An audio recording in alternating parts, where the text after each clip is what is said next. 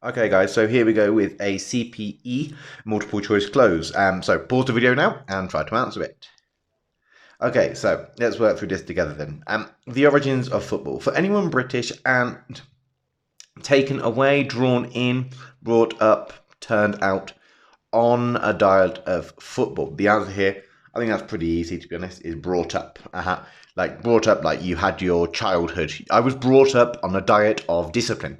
Or she was brought up on a diet of good manners, like, you know, the sort of values that the family installs, no? Okay, so on a diet of football, so, you know, somebody from a British family, and, you know, during their childhood, they were, you know, brought up to be football fans, okay? It would be easy to assume that the game had its origins in Britain. However, the ancient Greeks and Romans played a type of football, and it is necessary to something to terms with the fact. Here the answer is come to terms. Now, in English, when you come to terms with something, you kind of accept it, even if it's difficult, right? So, for example, you know, don't mention her bad performance at work. She is coming to terms with the death of her father. She's accepting it. It's like, it's not a good time. Or it's kind of like, we've got this saying in English, it's like a tough pill to swallow. So, I mean, maybe for some British people, it's a tough pill to swallow that the origins may not have been exactly in the origin of football may not be in Britain. Okay, come to terms with the fact that the game may have been introduced into Britain by Roman invaders. In Tudor time, sorry, matches were sometimes played on public holidays between whole towns, so one town versus another town, and whole villages, using the main street as a pitch. Anyone could something in. Take part in, that wouldn't be an option, because if you say take part in, you can't, anyone could take part. Anyone could take part in the event. Anyone could take part in the match, okay? But you can't say, oh, if you want to come along and you can take part in.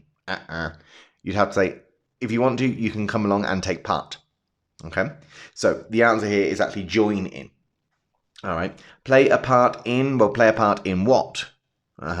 Or participate in, but you need to specify what. But with join in, it's not actually necessary to specify. You know, you can join in, or you can join in the activity.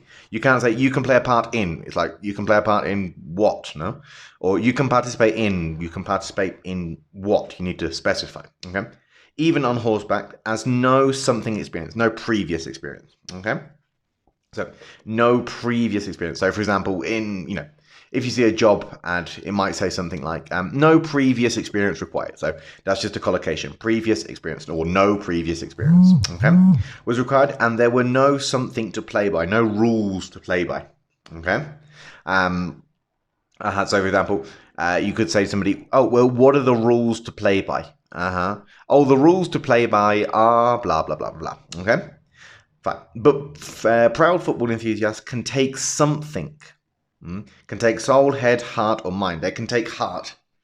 Yeah. When you take heart, it's like, come on, it's not all that. It's not all bad. You can kind of like recover from it emotionally. For example, you can kind of keep that element of pride, right? Modern football dates from about the middle of the 19th century, when it began to be played regularly by schools, universities, and clubs in Britain. Okay, guys, I hope this information is helpful, and I'll see you in the next video.